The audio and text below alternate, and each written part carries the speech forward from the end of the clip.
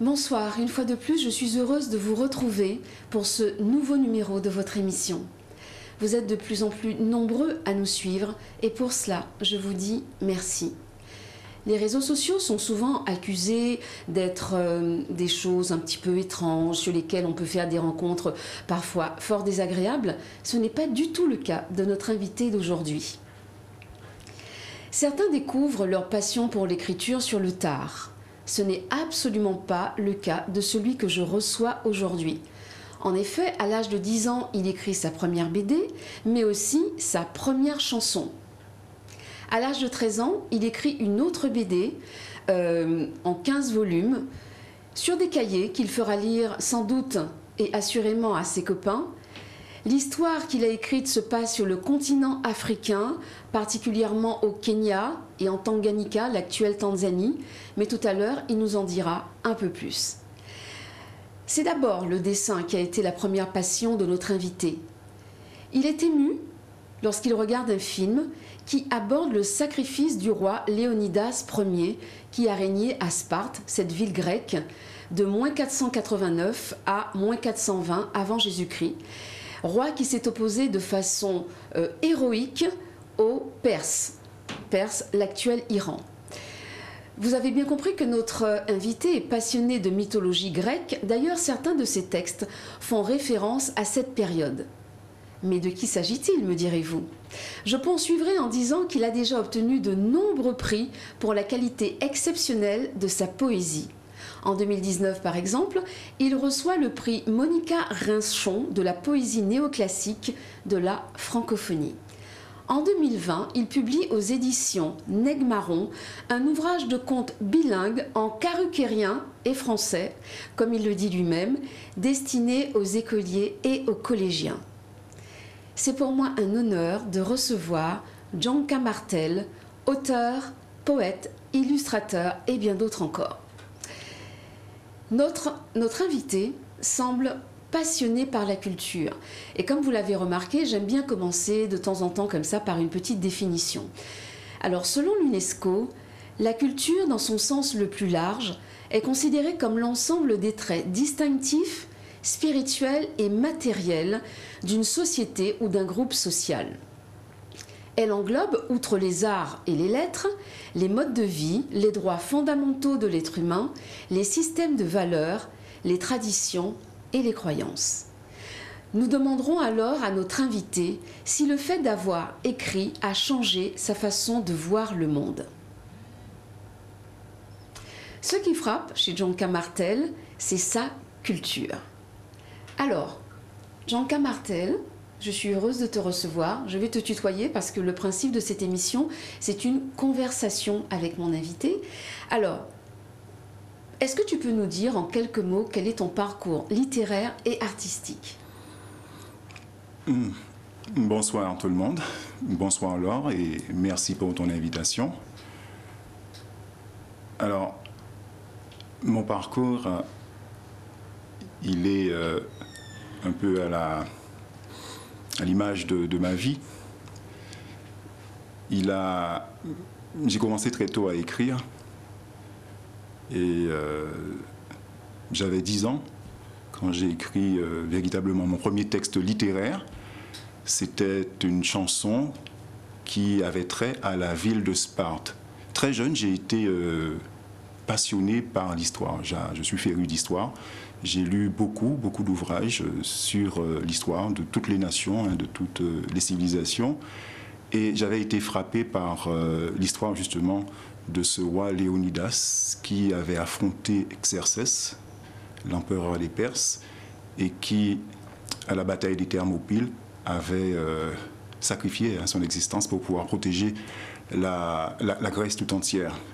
Et cette histoire m'avait à ce point marqué que j'avais composé cette chanson en hommage à ce sacrifice. Et c'est donc là la première véritable œuvre littéraire que j'ai produite.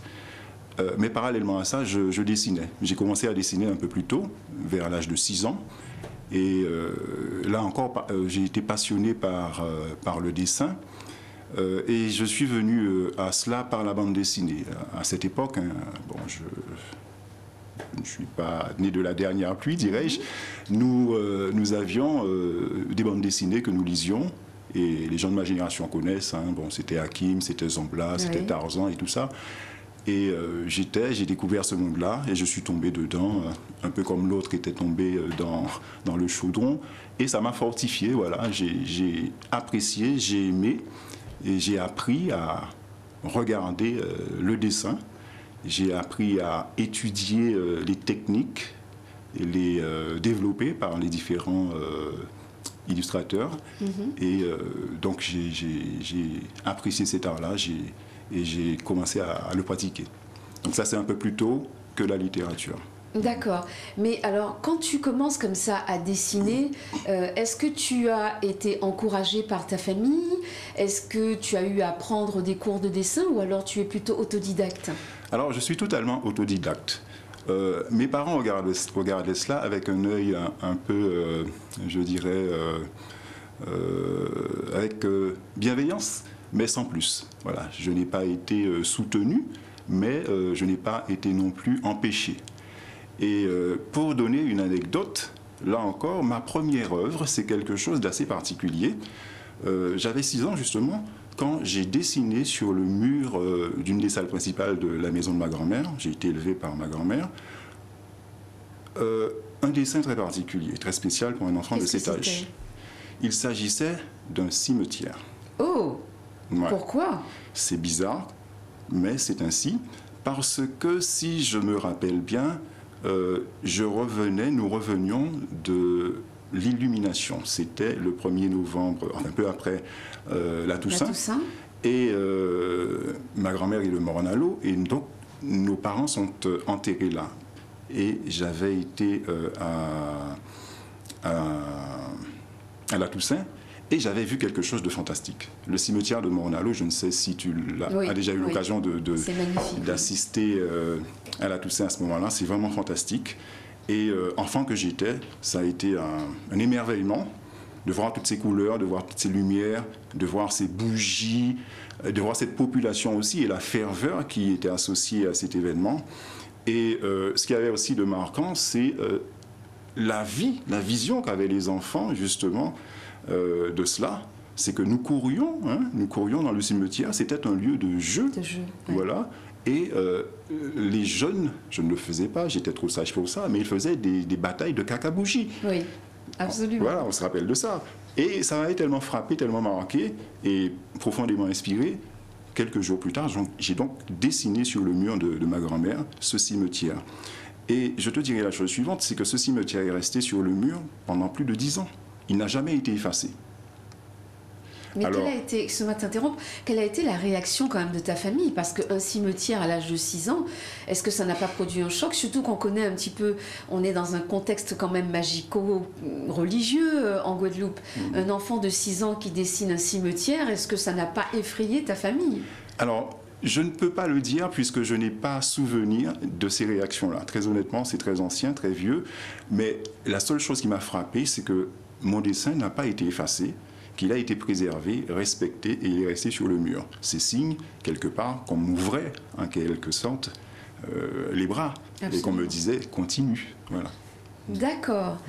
Donc tout à l'heure, j'ai fait une définition, j'ai lu une définition de la culture parce que en préparant cette émission, j'ai vu effectivement que pour toi, la culture est quelque chose de particulièrement important. Donc quand je revois un petit peu cette définition de l'UNESCO, pour toi, la culture, tu dis que c'est une seconde nature. Qu'est-ce que tu entends par là? Alors pour les gens qui aiment la culture, je pense que véritablement c'est une seconde nature. En ce sens que la culture, c'est ce qui nous différencie de l'animal fondamentalement, mais c'est aussi ce qui fait de nous les entités pensantes, réfléchissantes et aimantes que nous sommes. La culture, elle nous nourrit. La culture, elle nous transcende. La culture, elle nous vivifie. Et souvent, je fais cette réflexion, je plains les gens qui ne s'y intéressent pas parce qu'ils ratent une grande partie d'eux-mêmes. Ils perdent, sans le savoir, une grande richesse. La principale, me semble-t-il. Mais toi, justement, qu'est-ce que toi, tu mets derrière culture? Parce que finalement, c'est un mot vaste. Et certains y mettent un petit peu ce qu'ils veulent. Il y en a pour qui la culture, c'est juste un domaine particulier dans lequel ils vont exceller et ils vont estimer que quand quelqu'un d'autre ne connaît pas ce domaine-là, alors ils vont leur dire ah moi tu n'es pas cultivé. Mais pour toi la culture, qu'est-ce que toi tu y mets? Qu'est-ce que John K. Martel met derrière le mot culture? Alors la culture, comme je le laissais entrevoir, elle englobe tous ces aspects et elle atteint tous les niveaux. Elle parle de ce qu'il y a de plus simple en nous et de plus simple à percevoir par tous. Et elle peut aller évidemment vers l'excellence et elle peut aller vers l'élite. Donc toute la palette peut être traversée, battue, visitée. Et je pense qu'il y a culture, aussi bien pour les personnes, comment dirais-je, dont le niveau de connaissance serait le plus élémentaire, et ce n'est pas péjoratif dans ma bouche, jusqu'à celles qui seraient le plus cultivées dans le sens où elles auraient fait des hautes études, tu vois. Donc tout le monde a une culture et tout le monde peut comprendre la culture et s'en nourrir. Et cette culture, elle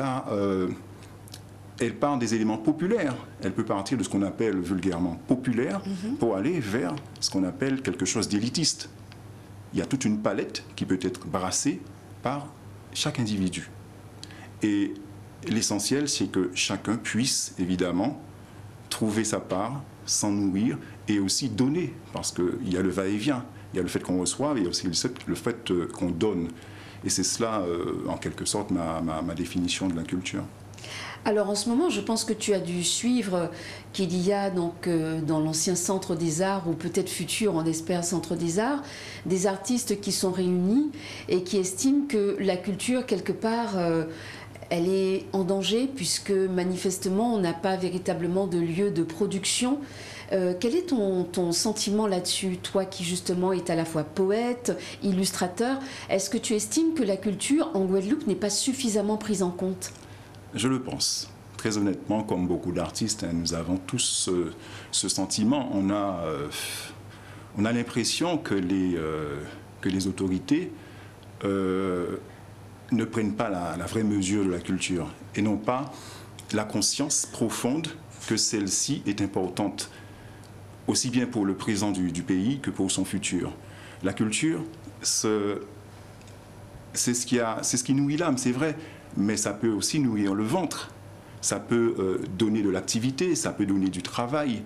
Ce sont des activités qui peuvent être productives, lucratives. Et j'ai toujours été une espèce de franc-tireur, j'ai toujours été un nègre marron et j'ai toujours traversé, fonctionné en dehors des sentiers battus. Mais je comprends que d'autres aient un fonctionnement différent et je le respecte.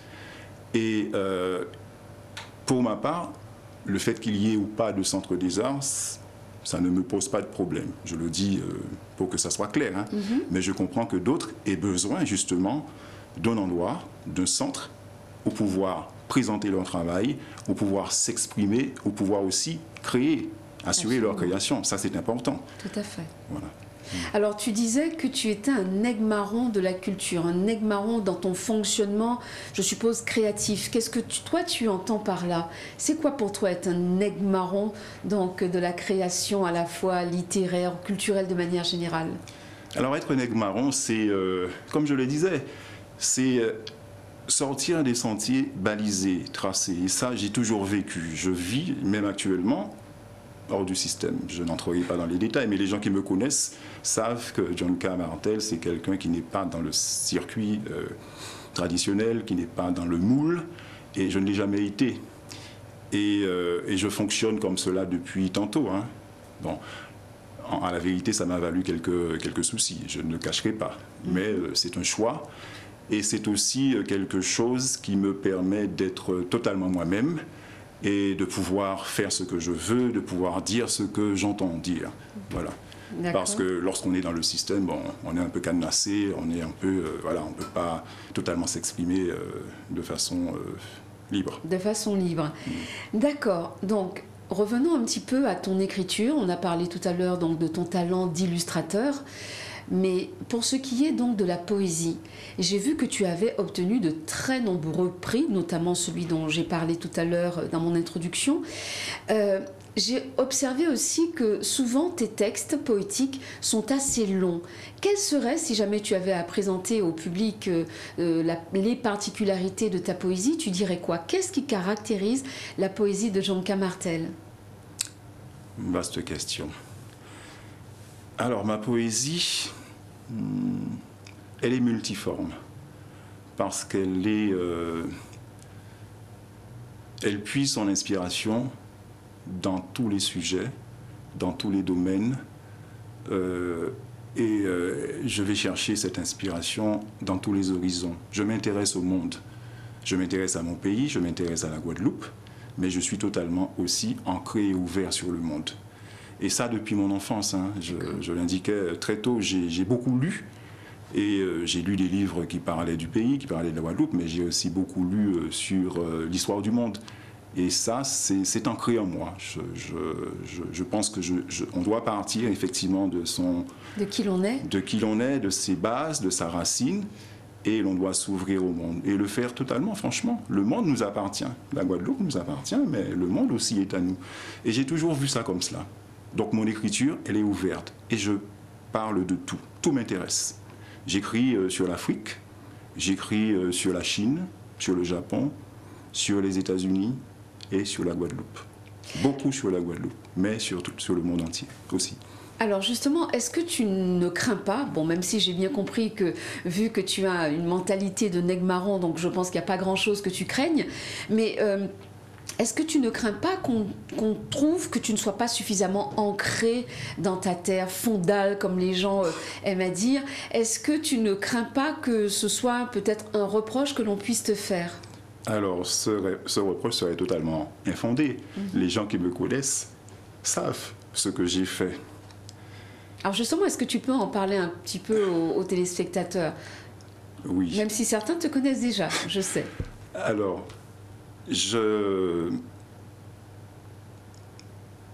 quand j'ai commencé à faire de la bande dessinée, il y a 40 ans déjà, je veux dire de façon professionnelle, j'ai publié des chansons que j'illustrais, que je mettais en bande dessinée, je les ai publiées dans Télé 7 jours. Je suis le premier Guadeloupéen à avoir fait ça. Très bien. J'ai publié des textes en créole dans Télé 7 jours. J'avais 19 ans.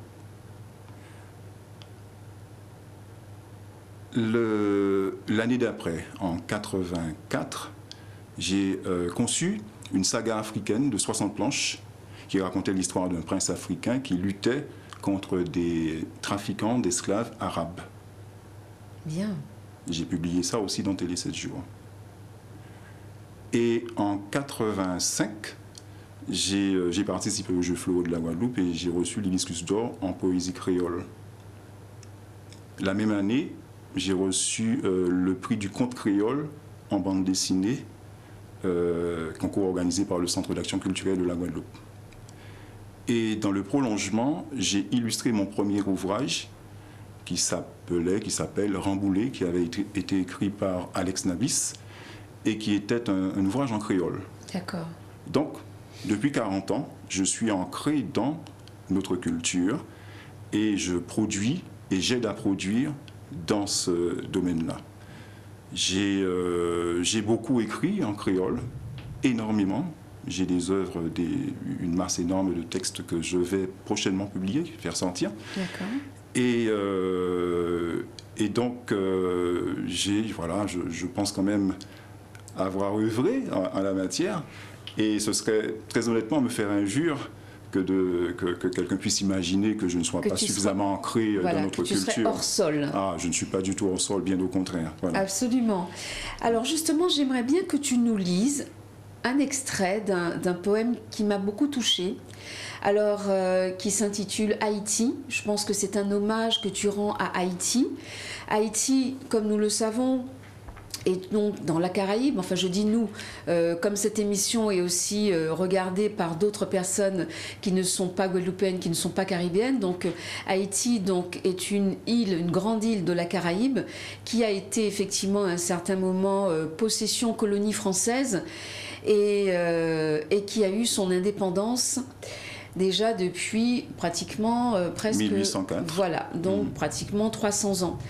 Et on sait aussi, malheureusement, les médias nous en donnent régulièrement des nouvelles, mais toujours sur un angle plutôt négatif, alors qu'il se passe des choses magnifiques en Haïti, ne serait-ce qu'au niveau de sa littérature, où elle produit donc des auteurs magnifiques. Je ne citerai que Dany Laferrière, qui est donc aussi académicien.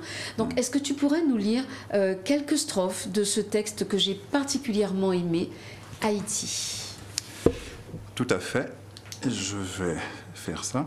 Alors, c'est un texte que j'ai écrit sur Haïti, bien évidemment, et qui raconte, comme une espèce de fresque, hein, une espèce de saga, toute l'histoire d'Haïti, depuis les origines, depuis, même évidemment, je ne fais pas partir la naissance d'Haïti à sa découverte, hein, sa pseudo-découverte par Christophe Colomb. Avant Christophe Colomb, il y avait les habitants, il y avait les Taïnos. Et donc cette histoire, elle part de l'apparition de cette magnifique île dans les flots de la Caraïbe jusqu'à nos jours. Donc je vais vous lire un extrait. Je vais vous lire le début simplement. D'accord. Ça s'appelle « Admirable Haïti ». Il n'est point sous le ciel de pays plus joli que celui dans lequel je naquis et grandis. Il n'est point ici-bas de plus clair paradis que le sol qui me vit m'épanouir à la vie. Ce terroir que mon cœur affectionne et chérit, c'est celui que le ciel m'a donné pour patrie. Ce pays qui m'est cher et dont l'air me nourrit, c'est la fleur répondant au doux nom d'Haïti. Étonnante Haïti, surprenante Lady, formidable diamant et superbe rubis, dont le cœur prodigieux sous l'azur resplendit d'un éclat sans égal du levant au midi. Merveilleuse Haïti. Aujourd'hui, je t'écris ce modeste poème au quatrain mal assis pour tenter d'esquisser l'improbable récit de ta geste admirable et de tes tragédies. C'est vraiment très très beau. Et donc, est-ce que tu peux un petit peu nous dire, enfin, même si tu nous as dit un petit peu pourquoi tu l'as écrit, mais qu'évoque pour toi Haïti, pour que tu lui rendes à ce point hommage? Alors, Haïti, c'est une nation extraordinaire par l'histoire hein, que nous connaissons. C'est la première nation noire, c'est la première terre où les Africains, les descendants d'Africains, ont pu arracher leur indépendance par les armes. Ils ont dû le faire par la guerre, malheureusement. Et alors, la connexion que j'ai avec Haïti, elle a débuté lorsque j'ai lu Gouverneur de la Rosée, livre formidable de Jacques Roumain, qui m'a là encore profondément touché hein, dans mon adolescence, à ce point d'ailleurs que c'est un ouvrage que j'ai lu pendant 7 ans. Chaque année, je le relisais comme une espèce de... Voilà, c'était un plaisir que je me faisais. Et il y avait 2 livres d'ailleurs que je lisais chaque année. C'était Gouverneur de la Rosée et Germinal. Incroyable. L'association des deux est assez originale. Oui. Et je les ai lus comme ça jusqu'à mes 20 ans, au point que je connaissais le texte presque par cœur. Mais vous dire, donc mon amour pour Haïti est donc né de là. Et ensuite, j'ai appris l'histoire de ce pays formidable et de ses drames, de ses tragédies, de ses combats. Et là encore, ça m'a profondément nourri. Et j'ai voulu effectivement écrire un texte qui soit à la mesure de ce que ce pays m'inspirait et ce qu'il représentait pour moi. Voilà. Je te remercie. Nous allons nous arrêter pour une petite coupure publicitaire. Je vous dis à tout à l'heure.